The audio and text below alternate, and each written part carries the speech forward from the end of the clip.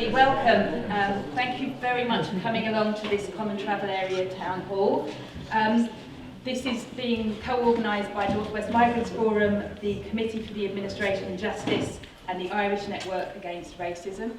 My name is Hannah Davis. I live on the north coast of Ireland. I'm originally from London, as some of you might be able to detect, and I've been volunteering for North West Migrants Forum since 2019. And my job today is to try and keep things organised, try and keep things on time. We've got a packed schedule, so it may be at some points during the day I might be sort of politely asking people to wrap up. I'm going to just do a few housekeeping notices first off. Fire exits and toilets, that way you can follow it, see the signs in green. The event is being videoed and photographed by the wonderful Johnny over here. If you have any issues about your pictures being used, if you speak to Johnny, just to make sure that everyone has their consent for that. If you're on social media, we encourage using social media to raise awareness about this event. The hashtag is Share the Island. Just one other piece of housekeeping, plastic glasses, maybe if we could reuse them to try and minimise the waste. So first off, before I hand over to Lillian, just a few slides about North West Migrants Forum for those of you who aren't too familiar with the work. Established in 2012, based in Derry. It's really quite a unique organisation. You've all got some information in your handouts with leaflets that give you more about that. It does a lot to improve access to services, to fight for racial equality and justice. It has a very clear vision. It's quite unique in the Northwest in terms of tackling prejudice. But the thing I'm going to say that really impresses me about North West Migrants Forum and why I've been volunteering is that more than just doing the kind of good relations work and the community relations work, it's really focused on linking that lived experience to policy and advocacy. And really that links into this campaign that we're going to be learning about today. So this is really quite a unique feature, I think, of North West Migrants Forum and the partnerships that they have forged with people like the Committee on the Administration of Justice. I'm going to stop now because I appreciate we've got so much to get through. I will hand over to Lillian Sino-Barr, who will make some introductory remarks before we move on to our first panel. Thank you, everyone.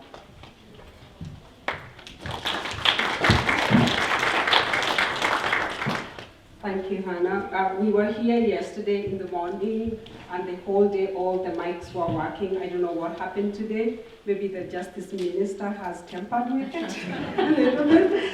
Derry has dissented, and also Belfast has joined us here in Dublin. And being here at this location, the Communication Workers Union is fitting given the importance of this campaign. It is rooted on social justice and the need to communicate the issues posed by the common travel area and the need to make positive change. But first, it is important for me, as someone from Derry, to acknowledge and send our solidarity to all the health workers who are on strike today. Also fitting that we are in this building to remember also those who are fighting for fair pay and better working conditions. So let's send all our solidarities to them. I also want to recognize the people who made this event possible. We have today, very lucky to have two of our funders in the house who are sponsoring this event. We wouldn't be here if they did not take a risk on our organization and the campaign itself. So thank you so much for all your help. That is St. Stephen Green Trust and Joseph Rowntree Charitable Trust. Also our partners, the Irish Network Against Racism and Committee on the Administration of Justice, for really embracing the campaign and helping us to bring it to the fore. We are here today to talk about the Share the Island campaign. The campaign is focused on the common travel area and the ways freedom of movement on this island is currently restricted, and crucially, what you can do to support the campaign. We began this journey in 2020. However, the issues that rise on the Shared Island campaign have existed for so much longer than that. Even though issues around the common travel area began to seep into public consciousness during the debates around Brexit and what would happen with a hard or soft border, there are many people well before that who are experiencing a hard border that is ironically invisible to so many people.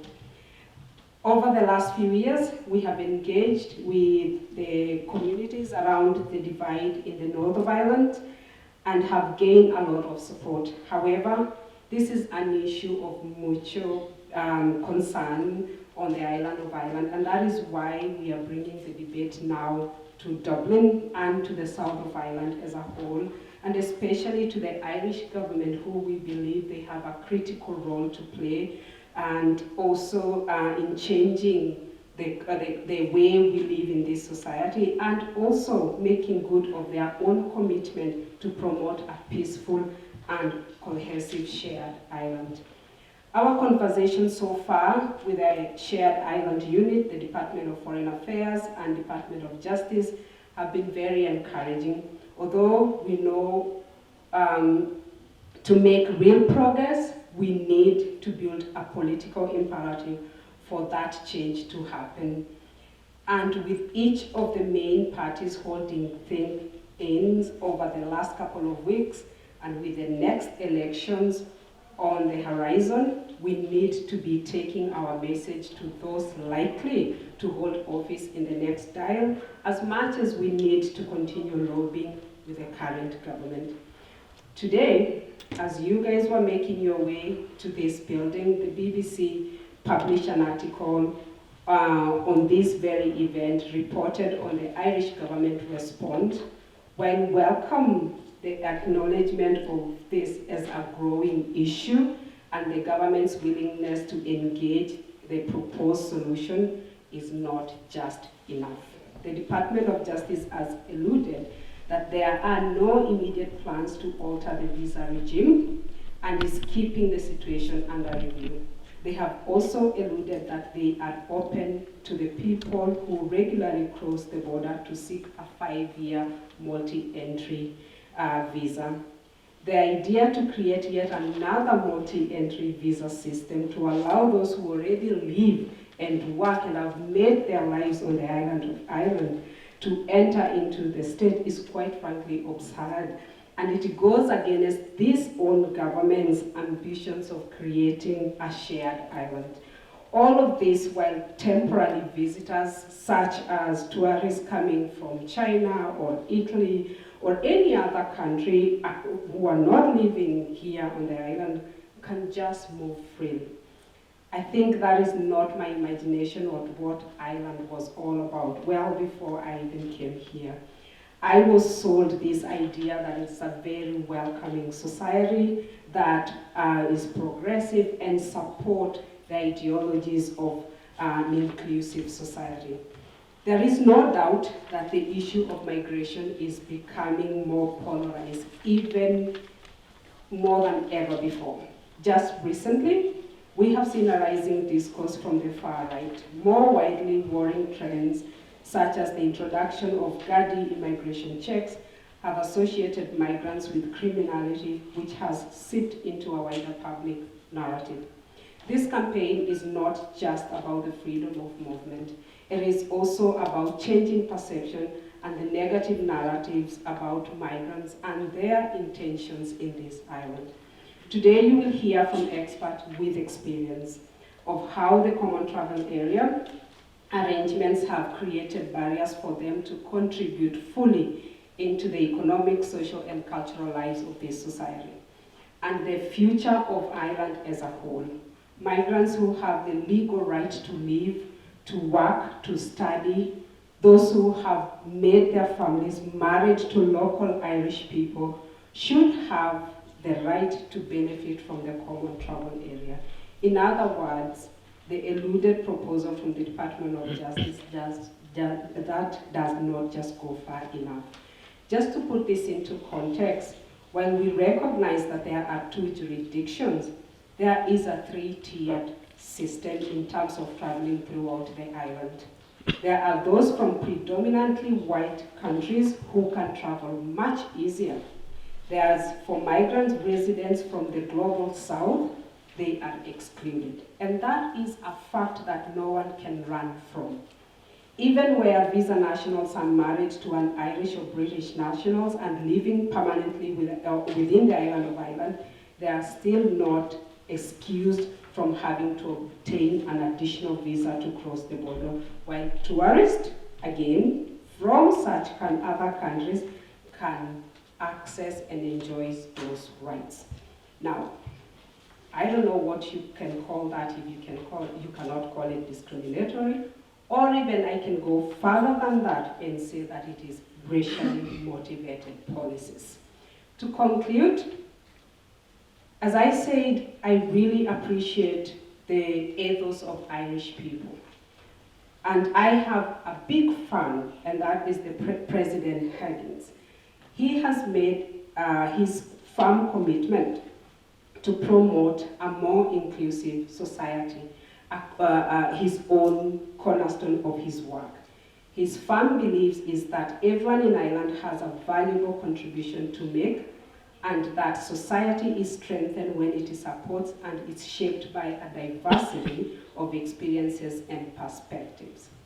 I think we can all agree that when we talk about everyone, migrants are also included in that definition of everyone. And at the same time, the president says achieving equality is not simply about opportunities for the individual. It is about how we change our spaces and systems to ensure they actively drive and encourage inclusion. This is at the heart of this campaign. If there's nothing else you can take it from today's event, it is that we want to promote and create an inclusive society, that every single member of this society can enjoy its benefits. And before I go, I have been asked to introduce a panel member who is not here with us today, but has decided to send a video because she really feels it is so important that her voice is also included today. And I want to thank our panel members. I know it's not easy to come and speak about your experiences, and especially putting out your restrictions of your own visa in display for everyone to know. So thank you for your courage and for your confidence to come out here today. I want to introduce Ruth Carr. She is a community worker in Derry, supporting families in Shantalo. Shantalo area, for those who don't know, is a very mixed area in Derry that has welcomed very many Syrian refugees who came to join us in 2016, and we are delighted to have many residents in that community supporting them to integrate fully. So let's listen to Ruth, and then I will pass this on to Hannah. Thank you. Hi, my name is Ruth, and I work in the Ethos Family Support Hub. We support families living in the Greater Shantalo area of Derry City. Our hub is 3.5 miles from the border of Dublin. Up until the summer, I had no knowledge of the common travel area. Our hub organised trips across Northern Ireland and Donegal, given its proximity to our city.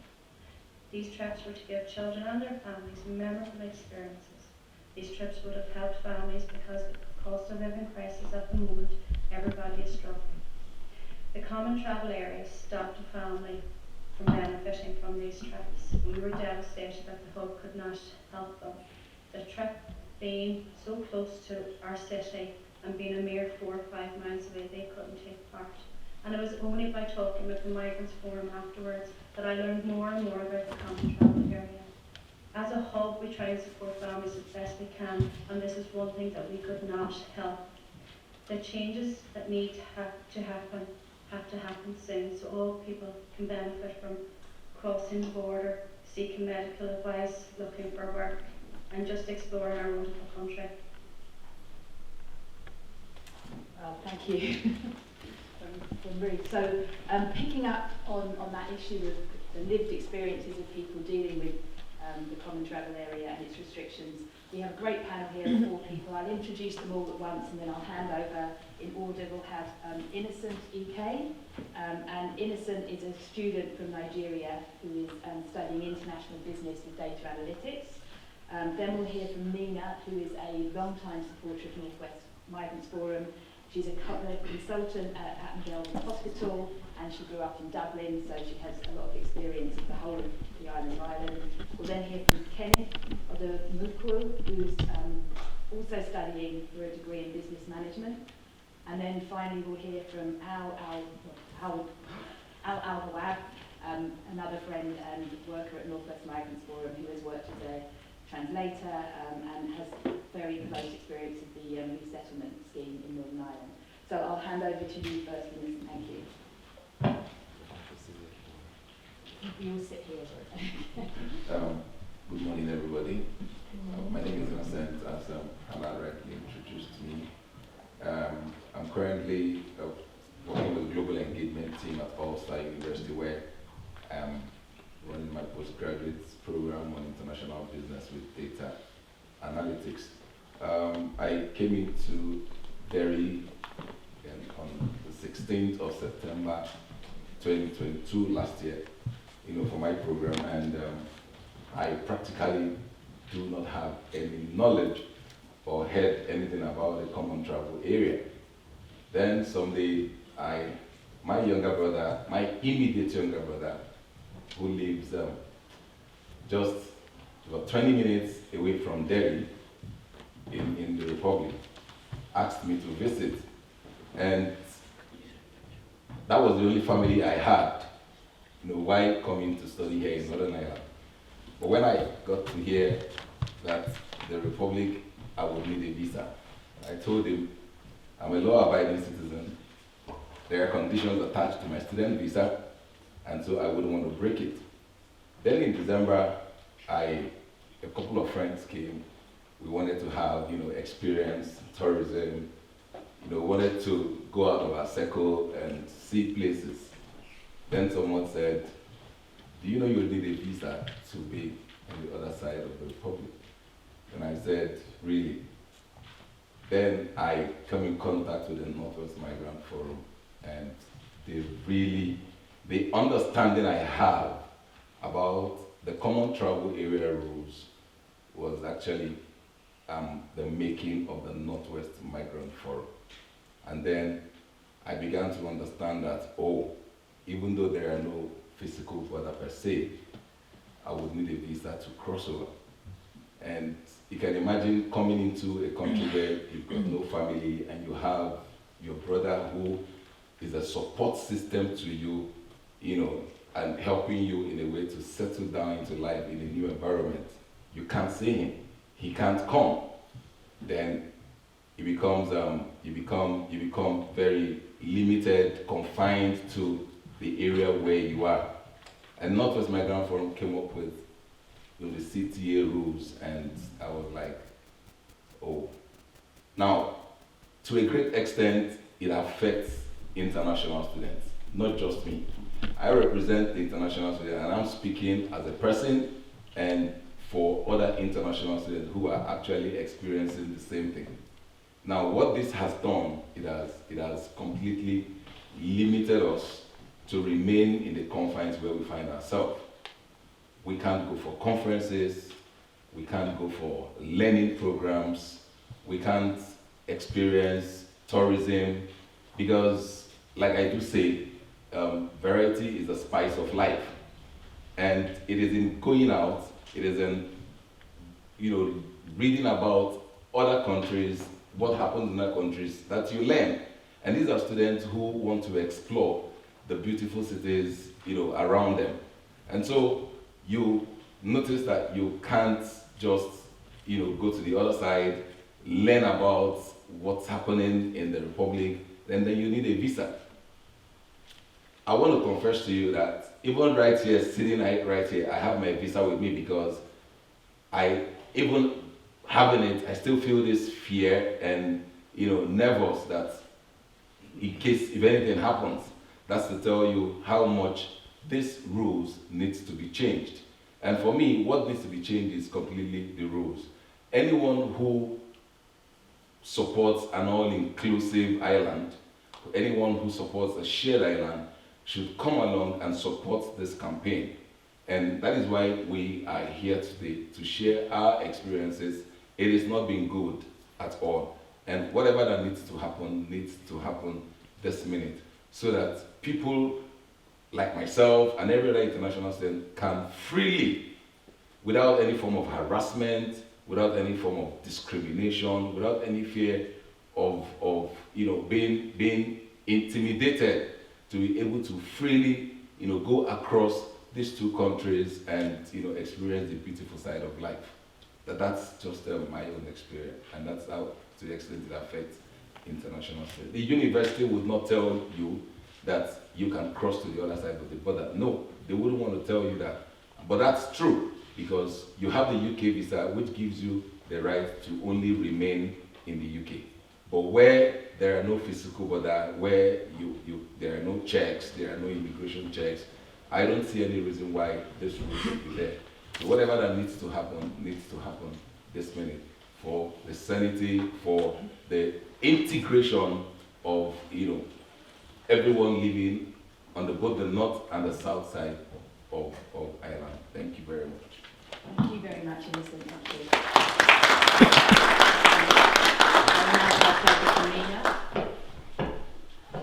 Good morning, everyone.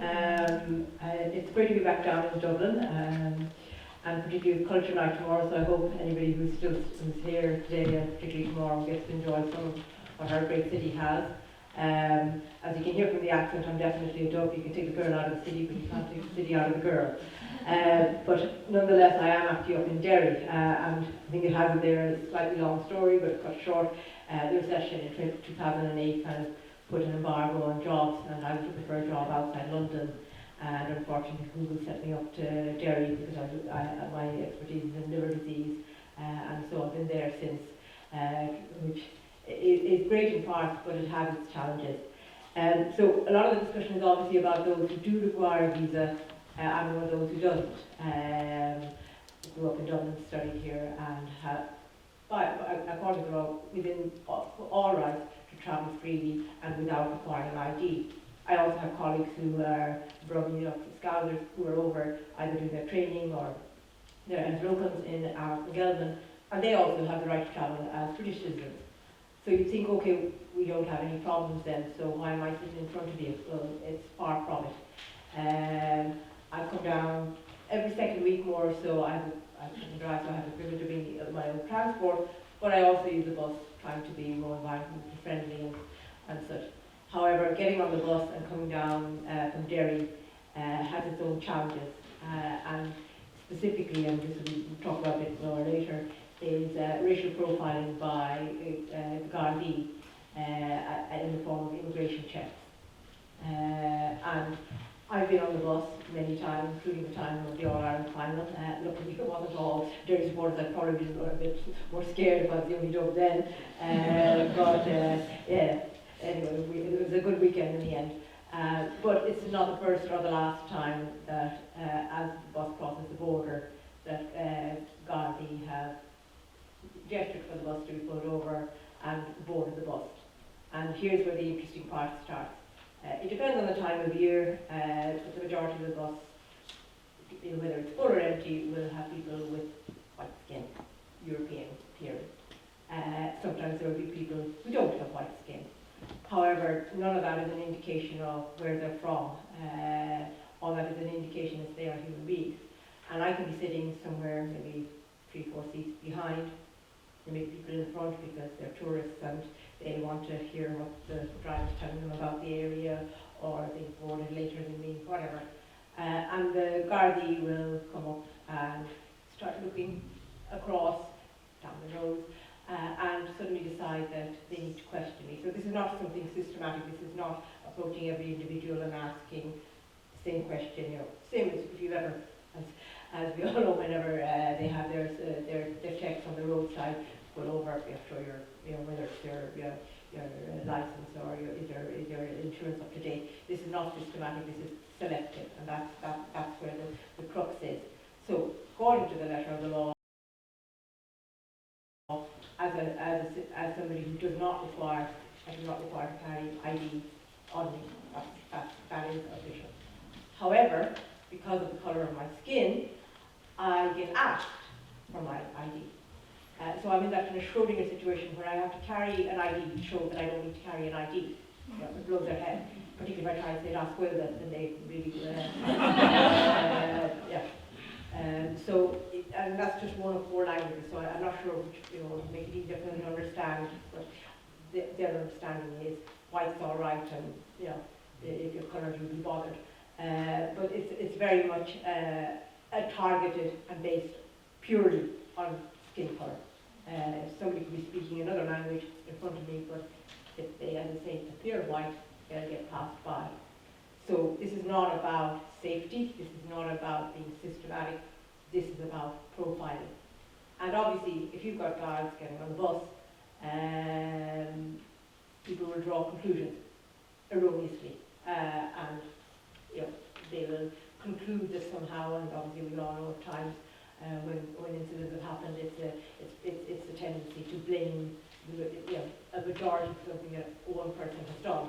And obviously, if it's a vulnerable group, there's even more of an inclination to do this. So obviously, this then leaves me in a very distressed situation, a very humiliated situation, to be sitting on a bus and being the only one or one of a few who's been subjected to this. And of course, if you try and establish what the rationale is, you get no answer. I think the comment they give is intelligence-led. And back in the space between their 2 years, I'm not sure what intelligence they have that they can decide what an Irish person looks like, because that seems to be what the conclusion is, that it's based on a certain profile, which is absolutely not the case.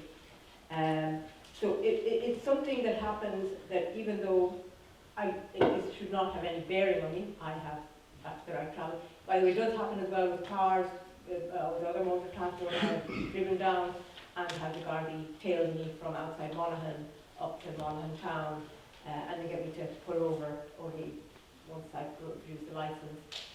Now, they'll maintain that was for other reasons, but there's no other reason than that. But it is predominantly on public transport, and that obviously affects those who are more vulnerable, who don't have recourse to using their own means of transport. But it is any form of crossing the border. And so it's an extremely difficult situation, because I'm well within my rights to not carry any ID, although I think I'm driving for my license. But as I said, this impossible situation where I'm carrying ID to prove I don't need ID.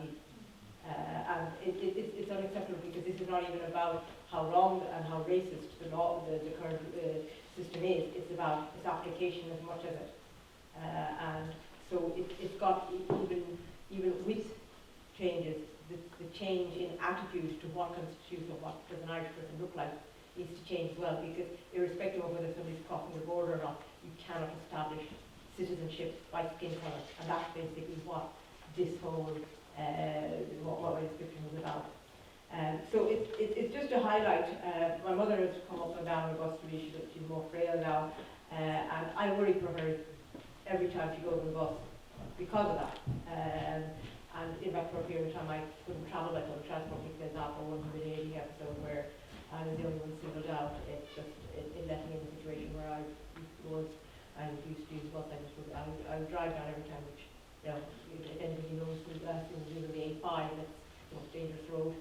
But I'd rather take my life in my own hands at that stage than, be humiliated again by Gardaí. So, as I say, it's something that it's not just about how wrong the law is, it's also how it's being applied, and in general how the change needs to happen, where people need to understand that citizenship and the right to travel is not purely based on skin colour alone.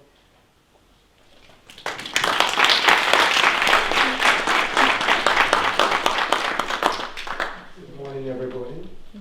My name is Kenneth Chukwunere. I came in with my wife to Derry. My wife came into school. I'm a healthcare worker in Derry presently. Well, based on this common travel area, well, I would really like to talk about a particular place that really touched me, which is my children. The way they are very small and they were affected. My practical example on this common travel area. I invited a friend of mine, an Irish, to my house to come and have a taste of African cuisine. So which they came down, we ate, we enjoyed ourselves, and after everything, they now offered us that, can I just take you and your family across the border for a beach? I said, wow, that would be great. And later, I said, sorry that I can't visit because I don't have, that I need a visa for that. I said, wow, what happened? That was my first experience. I don't really know much about it at all. He said, we need to get a visa that we can't cross over the border. My little boy, 11 years old boy, said, Daddy, why that? That means that we are being excluded from the society. I was so touched. He was saying that we are not part of the society, that we can't still go for the outing that very day. I said, you should not worry, that we'll see what we will do concerning that. But we could not attend that invitation that very day. So it was kind of a concern to me, and I felt for my little boy. And when my grad forum that I belonged to, when they started campaigning concerning the issue of common travel area, I was fully interested to be part of it, just to make sure that my little boy's voice would be heard on this whole issue. Even anytime they call me for an interview, sometimes I will go to work, while I've worked for 12 hours, and they will tell me, Ken, we have an interview, that we will need to participate in an interview. I will say, I don't even mind that. I just have to pay that sacrifice because of my little boy, that had that experience. I said, Daddy, why are we excluded from the society?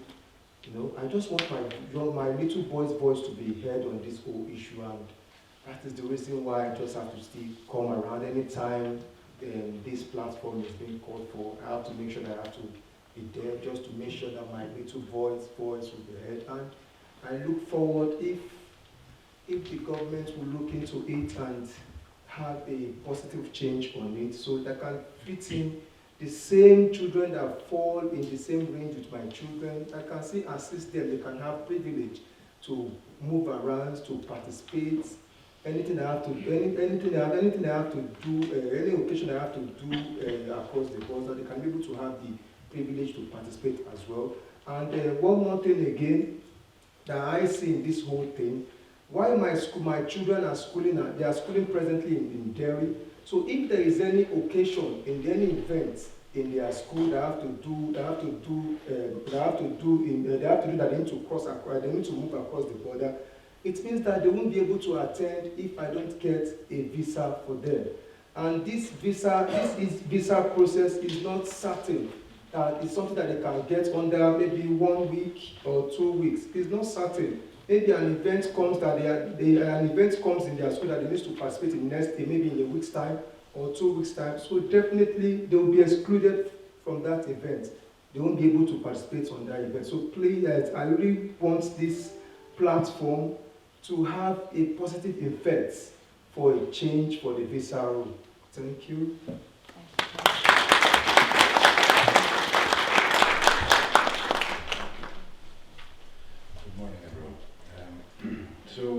I first came across the CTA issue when I was in university about 25 years ago. Honestly, after my second visit to the South. First time was a birthday, the second time I went on a road trip, the Garda stopped us, he waved us through, I was with locals, it was a time where I experienced positive racial profiling in that instance. I came back, I was very happy. I thought that was the normal way of things. I was young and I didn't do my due diligence, and unfortunately for my Turkish friends that I told it was okay for, they weren't very happy with me a month after when they were stopped and their passports were taken, and they had a whole issue with that. And that perplexed me at the time, because I was being told by everyone that it was okay. There was misinformation at the time as well. It wasn't just about, I learned about the CTA at the time, I also learned about racial profiling, positive and negative. and it was early that time. I thought that was the end of it, and now I knew everything and the regulations in regards to that. Destiny had it that I married an Irish woman. My wife now is from, her family's from Donegal. I was very fortunate to meet her grandmother just once. Before she passed away, she came up to see us. I couldn't meet her any on more occasions because of the CTA rules at the time, and I couldn't even attend her funeral as well when she passed away, when she rests in peace. I'm Irish now, and I'm happy to be able to travel freely, and I'm proud of that, especially with the affinity that Ireland has with the Palestinian people. I'm originally a third generation migrant, and the freedom of movement is very important to me, personally, on a personal level. Coming from a Palestinian background, you can understand that we were inflicted, people live in open air prisons in some places, and they don't have any right of movement. So I don't take these things for granted. I would like people to take this issue very seriously, because any rights people have to be maintained and demanded. Otherwise, they would start losing them. A lot of the issue now is coming to the surface. A lot of Europeans weren't aware of the issues with travel because there was no issue. Now with Brexit, more and more people are feeling it. But this is something people from my background have been experiencing for decades. I think freedom of movement is a fundamental human right for everybody, and I implore everybody to focus on that.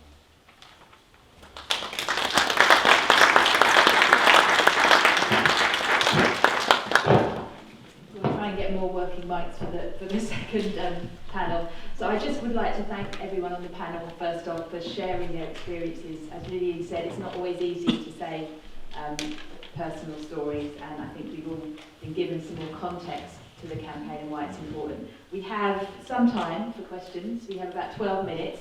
I see a hand right there who has a question. Do we have, our NAS has some microphones which we hope will work. Gentlemen,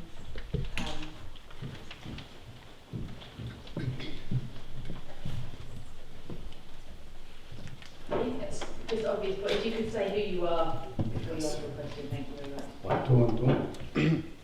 Actually, I would like to share my experience vice versa. My name is Sergey. I'm from Ukraine. You know what happened in Ukraine now. And I work for Donegal Local Development Center, and I'm responsible for all international protection seekers in Donegal County and for all Ukrainians in Donegal County. Thanks God, my family got house for pledge accommodation scheme, and it's situated in Kilea. Now, me and my wife preparing for Chicago Marathon, and we run 4 times per week. And the tricky moment is our village is divided into 2. So if I run 6 kilometers, so I intruder 2 times. If I run 10 kilometers, so I intruder 4 times. And my children attended school in Bridgend. Bridgend is the same border city. And each week some schoolmates ask to invite for some celebration, birthday party or something else. And I'm really feel like intruder. Of course, my children is funny moments, but me and my wife, who worked before in United Nations and UNICEF, So of course it looks weird, and I do nothing illegal except of I have no visa. And but when I bought second car in Belfast, nobody asked me about visa because I pay money.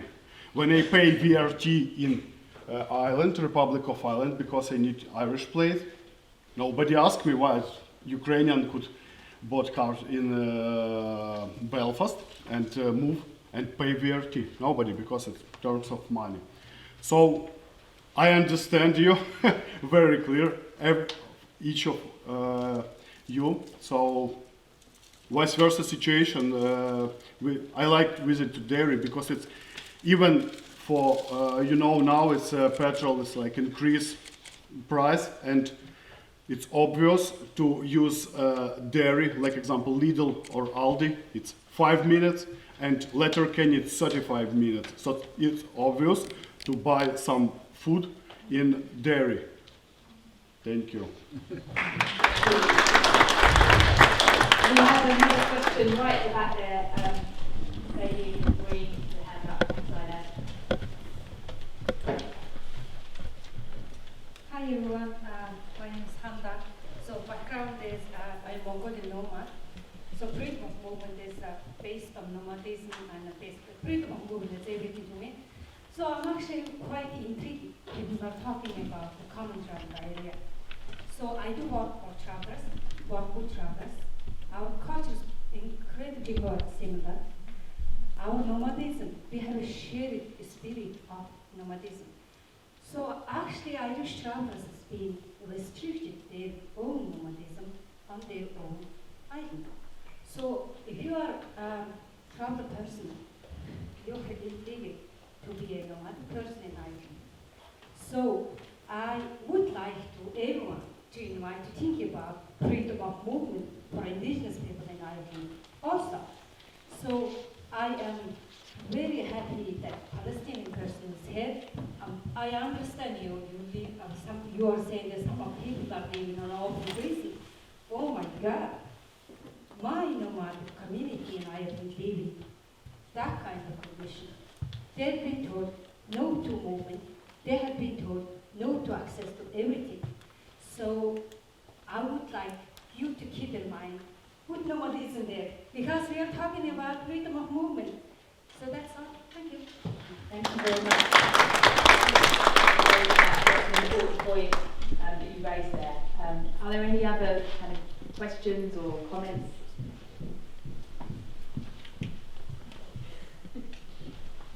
Colin Packy from the Northern Ireland Human Rights Commission. I was just wondering about your experience on the return journey into Northern Ireland, and if there's been similar incidents there. Well, the first thing I suppose I described was two things. One is obviously I'm lucky I find my own car, my own transport, and it's like anything in life, you tend to learn to try and avoid any interaction with cops either side of the border. About the AC, so I'm traveling at night mainly. In terms of if you're talking about immigration, well, I haven't been directly questioned. I suppose the funny part is any of these incidents that happened have been on the Republic side of the border, rather than vice versa. Maybe they're that desperate for healthcare workers and they're trafficking them from elsewhere. So you know, I think really is kind of a bonus. So you know, visiting on one of those, the traffic zones. So I haven't specifically been stopped by them from an immigration point of view. However, I have been treated differently by the police, by the PSNI, certainly when it comes to actually reporting hate crime.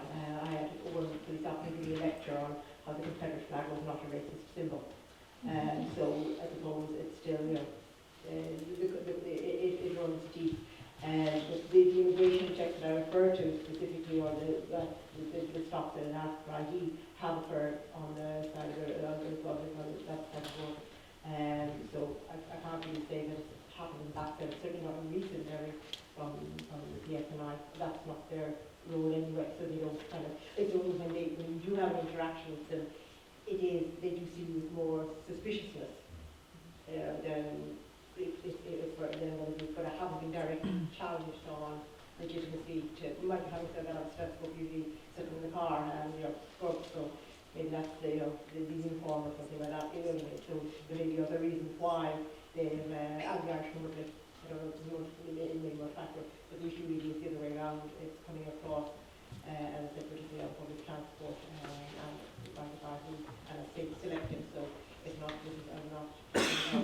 where everybody's being stopped, or even like a police stop check. So, for example, if there is a security check, if anything, call it positive discrimination, if anything, I get, right, I say, I obviously, I'm brown, but I'm still not a terrorist, I don't know, whatever. So it's not just really it's the Irish, and the reason I'm concerned about this is obviously what's happening in the recent news with the antisocial behaviour has been indirectly dog whistle tied in with ethnicity by putting in the lump of we will tackle antisocial behaviour by including immigration checks. So, like I said, it's a humiliating thing where people associate antisocial behaviour or negativity and the fact that they mention it. So, I think the DSM has bigger fish to fry at the moment. We have another question, gentleman standing up. I don't think I need a microphone, if that's okay. Sorry. Should have warned you. Paul Kernan, I'm with Donegal Intercultural Platform.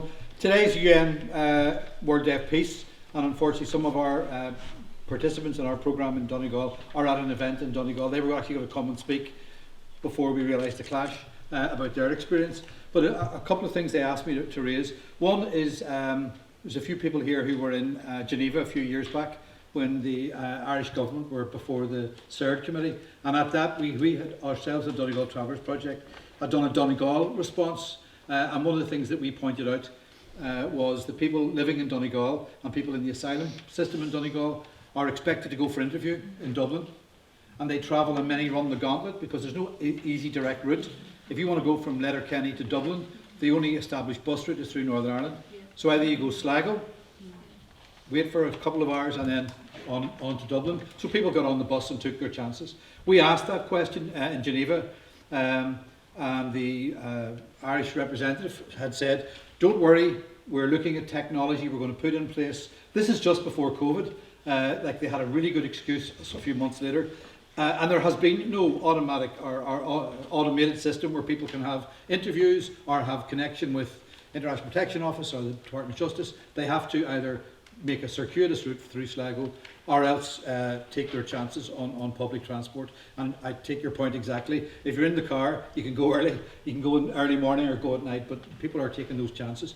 I'm noticing as well, it says contextual our lived experiences. I also just want to mention a death-related experience. We raised this question with Donegal County Council that there is no non-denominational cemetery or burial facilities in the county of Donegal, and there are in other counties, and certainly there are in Northern Ireland. We were asking for progress. We had a meeting 4 years ago, 2 years ago, last week. It's still ongoing, but anybody who knows with councils and planning, it's a process. But what happened during COVID was a member of the Muslim community in Letterkenny passed away. The nearest cemetery facility they could access was Derry. So some of the family members could go to the funeral. Some of them couldn't because they didn't have visas to cross the border. Some took the chance again. But it also is that it prevents families then being able to pay respects, to visit the grave, all of those things that everybody usually takes for granted. And also we had a very tragic situation in one of the asylum facilities in Letterkenny where a young child died. And again, in the midst of all of that trauma, the family had to organise at huge expense to get the baby, the body, the family members to Sligo, via Sligo to Dublin, from Dublin to Cavan, from Cavan to Dublin, from Dublin back to Sligo and back to Donegal, just to organise a burial and then a cremation. So there's those elements as well. That, again, I mean, it's just for lots of us, and particularly for white Irish people, they sort of don't know, or when they do hear about it, they are sort of shocked that this happens on their island. And we've also had experience, and I know Sari was just talking about his own personal one, but we had organisations in Derry want to organise trips for kids coming from Ukraine, or sort of summer 2022. No one was aware of the Common Travel Area. No one. The organisers were completely gobsmacked that there was a problem about visas. Surely you can make a phone call. If anybody has that number, I'll make the phone call. Okay, thank you very much for that. And I think this neatly takes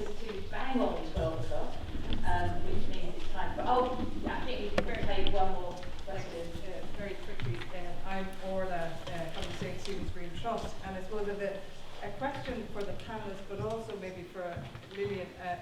I mean, when Lillian approached us about this campaign, I was quite taken aback because, you know, I've been around for a while.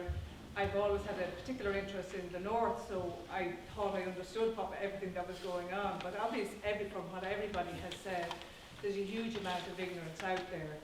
What I'm interested in is when people find out what's going on, what is their reaction? And in particular, I suppose I'm interested in what has been, has there been much mobilisation among activists in the south? Because over the 3 years that we've been, 3 years I think, Lillian, now that we've been working with you on this, I haven't seen it. And despite the valiant efforts of Northwest Migrants Forum, I know there's massive issues. I know we work with all of the migrant organisations. We know everything that's going on. But I'm a little bit surprised that there isn't more of an outcry about it now that people really should know about it. Just to respond to that, I think you can hear me, right? You're right. I think it hasn't really penetrated in the south. Our focus was the north of Ireland to raise awareness in the past 3 years for people to understand, especially the border region. And the reaction was shocking. No one actually believed it. Others would even offer, can I just take you with my car? They stop and then they will deal with me directly rather than you, because it's just absurd. This is why we are here today, because our focus has shifted now from the north, where there is a lot of awareness. People are signing the petition that is online, and by the way, please share that petition and sign it. And we have had good conversations and engagement with the Irish government.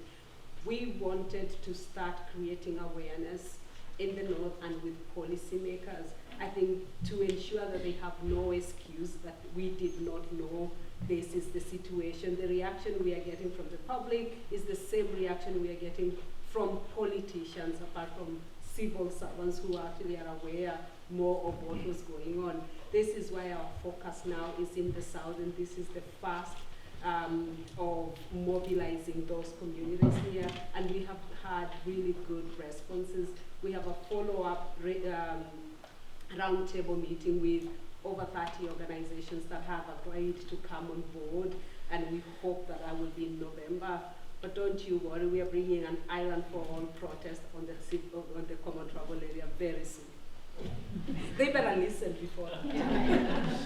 Thank you, Lillian. So I think we could just wrap up. If we could just say thank you again to our panel for sharing their experiences, to Innocent, to Nina, to Ken, to Anne, and thank you very much.